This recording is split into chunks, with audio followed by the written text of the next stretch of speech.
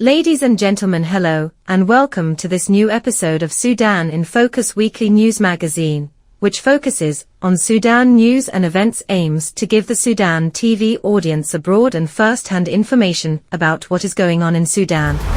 So let's go.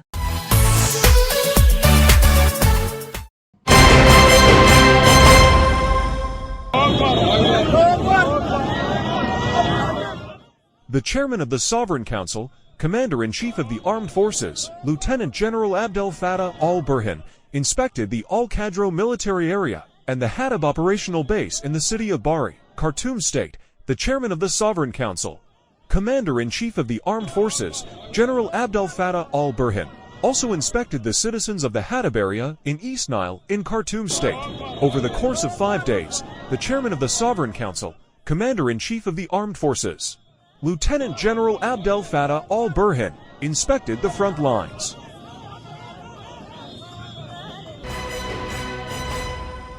The chairman of the Transitional Sovereignty Council, Commander-in-Chief of the Armed Forces, General Abdel Fattah al-Burhan, sent a cable of congratulations to Chinese President Xi Jinping on the 75th anniversary of the founding of the People's Republic of China.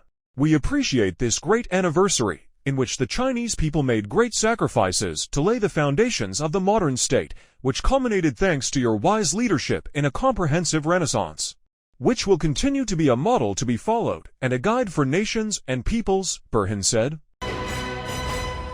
The deputy chairman of the Transitional Sovereignty Council, Mr. Malik Akar Air, said that the UAE statement that the armed forces targeted the headquarters of the UAE ambassador in Khartoum is pure slander, noting that the army has not been exposed to any diplomatic headquarters, although the rebellion exploits many of them as military barracks. Although this war is taking place inside cities, the armed forces run it with high professionalism, he said. This came when addressing the opening of the training workshop on radio professions and the craft of radio performance, which is organized by the General Authority for Radio and Television with the participation of the Radio and Television Corporation in the Red Sea State and in cooperation with the Arab States Broadcasting Union, in the presence of the Ministers of Culture, Information and Labor and the Governor of the Red Sea.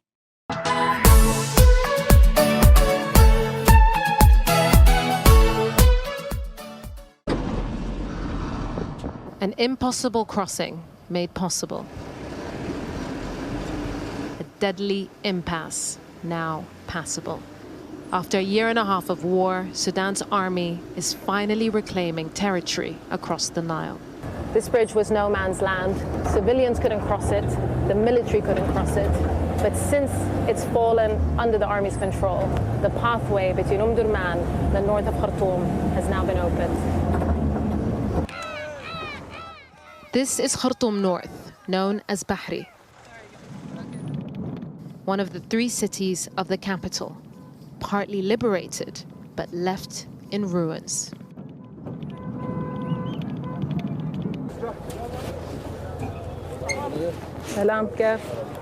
This is insane. This was a bustling residential area. So many friends who lived here. The most basic things, a car, a chair, everything is just turned over.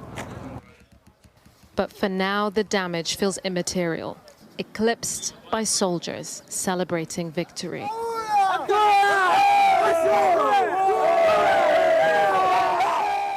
Not just for a strip of land, but for entering a new era in their fight against the RSF.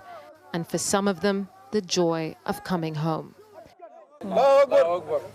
It's a beautiful feeling to come to where you're from after a year and a half, he says.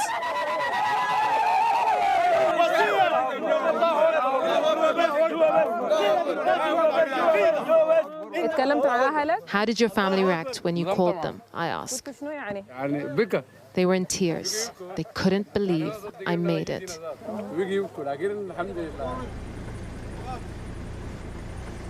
We moved deeper into the devastated neighborhoods, looking for the few families that couldn't flee. Faiza is still trembling from everything her family has endured. Trapped in a nightmare of RSF terror.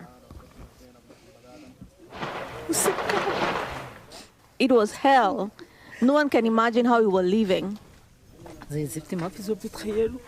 She says RSF soldiers kept barging into their home, each time with a different demand. He shot the ground and asked for gold.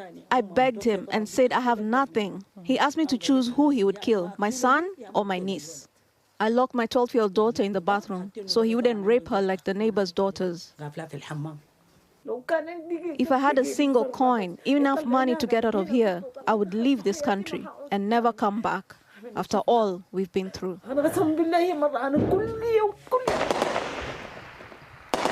They still live with the gunfire, but now it's outgoing. Their whole area, an army defense position. And all around them are the empty homes of their neighbors, overturned and stripped of material value. The fight is far from over. RSF snipers and rocket launchers are pounding the edges of this pocket. This is a main road through northern Khartoum, and some gunfire is now going across because this bus stop is the front line. And given the nature of urban warfare, they expect that anywhere beyond this point, they can find the enemy. More soldiers move in as we move out, from a part of the capital that's finally free from its siege, but still gripped by a war that's tearing Sudan apart. Yusra al-Bagher, Sky News, Khartoum North.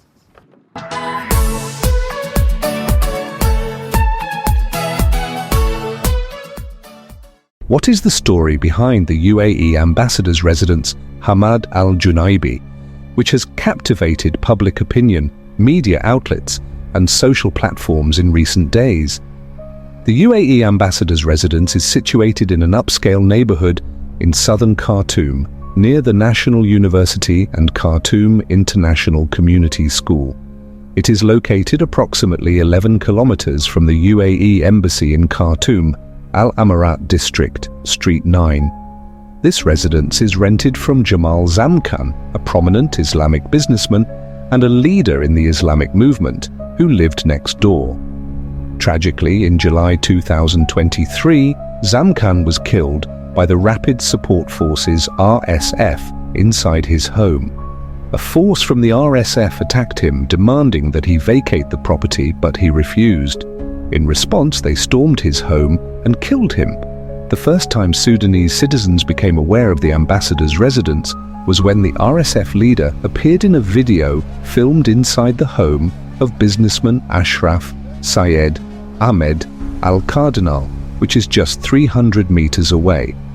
Hemeti and his troops were seen in the video as he delivered his first address following the outbreak of the conflict. Social media users quickly identified the location from recognizable landmarks, noting its proximity to the UAE ambassador's residence. The residence's name resurfaced when footage aired showing the Sudanese army targeting a howitzer that had been set up inside Al-Cardinal's residence. The powerful howitzer caused significant shockwaves during its shelling, resulting in widespread damage to glass windows and building facades across the vicinity. This was the same residence where Hemeti was previously filmed. In an attempt to prevent further damage to neighboring properties, the Sudanese armed forces destroyed the howitzer with a precision-guided Qaim bomb from a Mohajer 6 drone, ensuring the safety of Al-Cardinal's house and surrounding structures. The ambassador's residence was mentioned yet again when a video surfaced showing a rocket launcher belonging to the RSF positioned in front of it, targeting Sudanese army facilities, including the General Command and Armored Corps. However, it was the latest incident that gained the most attention. The UAE alleged that the Sudanese army had shelled the ambassador's residence and immediately condemned the alleged attack. This condemnation was echoed by all the Gulf Cooperation Council countries and Jordan, based on the UAE's assertion. The claim even reached the international stage, with the UAE's Minister of State for International Cooperation, Sheikh Shakbout bin Nahyan, condemning the attack during a speech before the United Nations. In response, the Sudanese Ministry of Foreign Affairs issued a statement categorically denying the UAE's claims.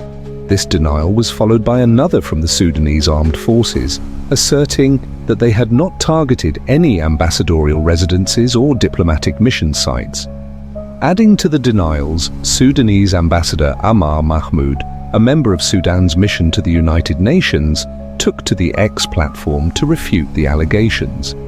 He shared a recent satellite image of the ambassador's residence dated October 1, 2024, which showed the property intact with no signs of damage.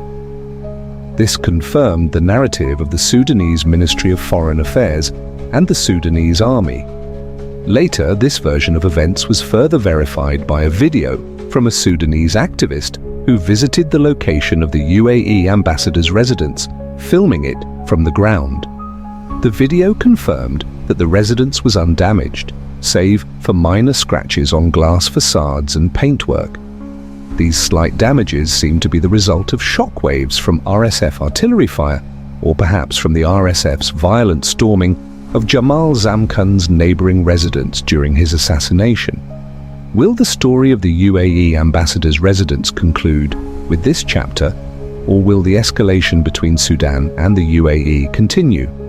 The UAE, which media reports have consistently shown to be backing the RSF, continues to provide support to a force that perpetrates some of the most egregious violations against the long-suffering people of Sudan. This irony cannot be overstated. While some countries focus on the alleged harm to an empty rented house, millions of Sudanese have been forced from their homes, their security shattered. It is high time the spotlight was turned on the real victims of this conflict.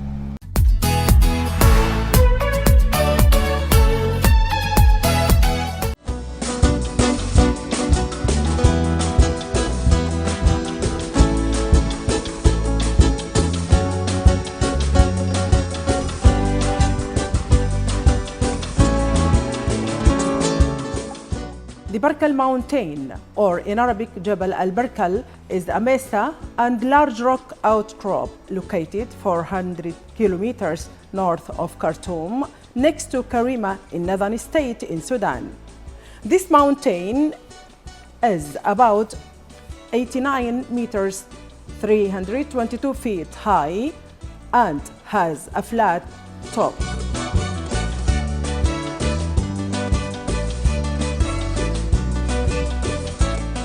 Jabal al-Barkal has been a sacred mountain since year 1500 BC. The Egyptians that time believed that their state god Ammon resided in this holy mountain. 100 hectares along the Nile in northern Sudan, Jabal al-Barkal is an extraordinary archaeological site.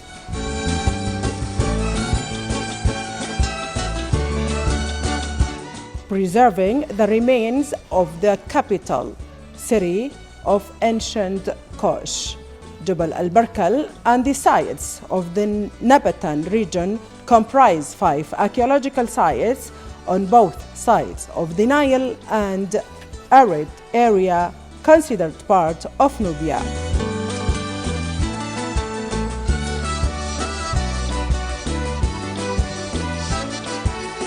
Together, they cover an area more than 60 kilometers long. The temple moat was built and carved partly into the rock base of Jabal al-Barkal by the pharaoh Taharka in the 680s BC.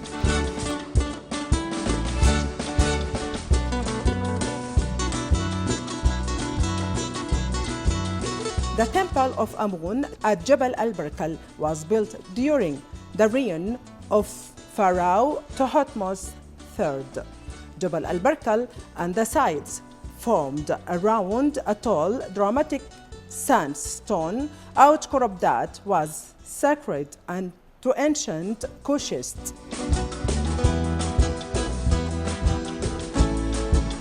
At the base of this mountain was succession of the settlements, now covered desert sands and sediment from the annual Nile flood from the moment of its founding Napatan.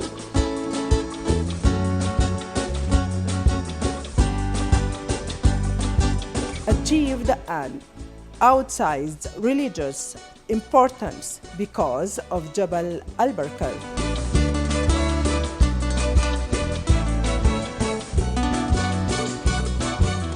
Temple B700 at Jabal al-Barkal, dedicated to Amun, was constructed beside it and just to the west of Temple B600. Jabal al-Barkal was a royal cemetery during the Meroic period. The oldest burial date back to the 3rd century BC. Pyramid number 1 belongs to the Kushite king from the 1st century BC.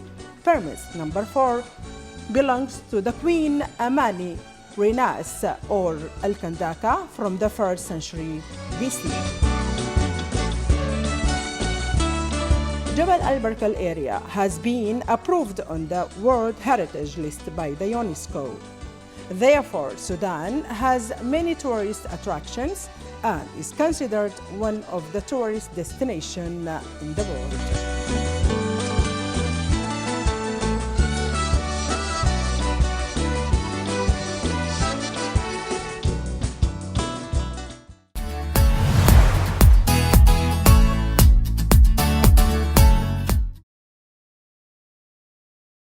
Linked to cultural elements, including historical, economic, and environmental conditions, customs, and traditions, which made it change from time to time according to changes. Although Sudan is distinguished by the multiplicity and diversity of its tribes, which had a great impact on the differences in costumes among them, it is noted that there are common features between these costumes in the different regions of Sudan. Men's fashion in Sudan in ancient times did not differ from the fashions of other peoples, as the men's uniform consisted of a shirt, robe, and shawl. In addition, the man wears aprons that are tied around the waist without wearing any other uniform. The Sudanese woman wears her dress over simple clothes in colors close to the color of the dress. Despite its ancient history, it maintains its basic form without being affected by many of the changes and additions that were made to it. There are many pleasing shapes and colors for the Sudanese dress, some of which are suitable for the morning period, some for the evening period, and some for weddings and evening parties. There are dresses designated for the Sudanese bride, which are characterized by being made of the finest and most expensive fabrics and are famous for their beautiful colors. There are partial differences between one tribe and another regarding wearing the dress, explaining that the women of the Beja tribe in eastern Sudan, for example, wear two types of clothing, including the dress known in all regions of Sudan. The jalabia is a decorated piece of cloth that is tailored to fit and size the body. It is wide and has many shapes and colors, and varies from one country to another. The jalabia consists of two pieces, a short shirt with sleeves just beyond the elbow and open sides, a regular collar, and short pants, with a small pocket at the top of the left side for the jalabia is made of white cotton fabric, and its average length is 5 meters, but it may be shorter than that or longer to reach 10 meters. The Sudanese fashion is the national dress of Sudan and the most famous thing that distinguishes Sudanese people from their counterparts of other nationalities. Sudanese fashion expressing about the Sudanese identity and culture, especially outside Sudan.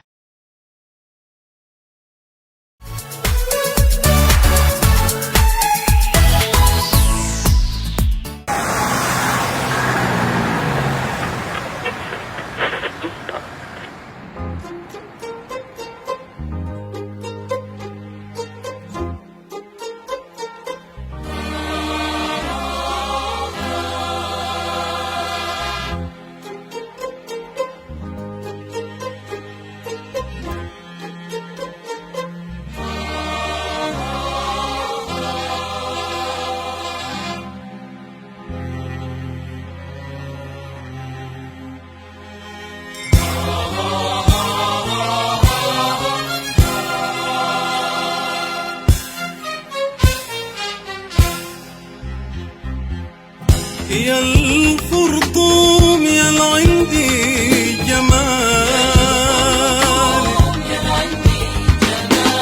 يا الخرطوم يا عندي جمال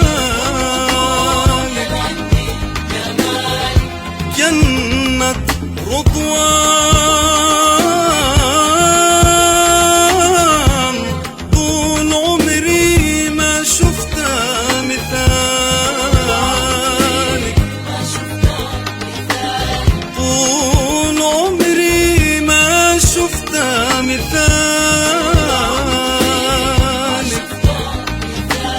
في أي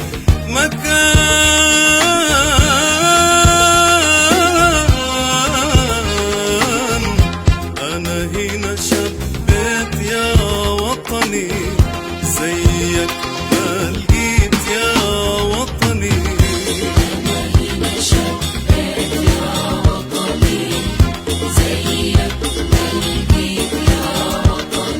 أنا هنا شبيت يا وطني زيك ما لقيت يا وطني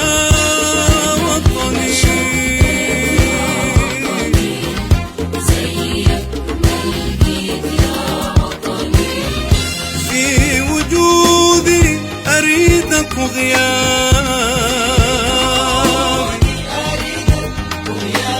يا وطني يا بلد أحبابي يا وطني يا بلد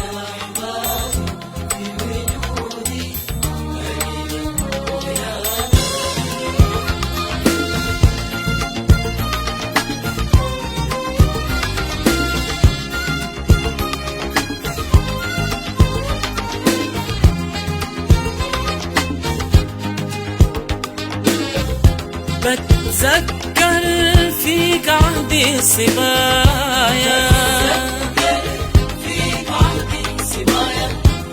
بتذكر فيك عهدي الصبايا على شاطئ النيل وحبيبي الساهر معايا وحبيبي الساهر معايا ده أسمر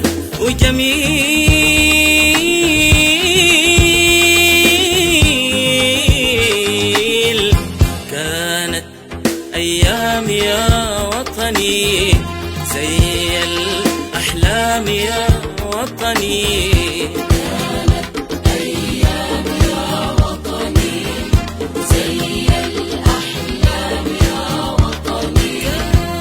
كانت أيام يا وطني زي الأحلام يا وطني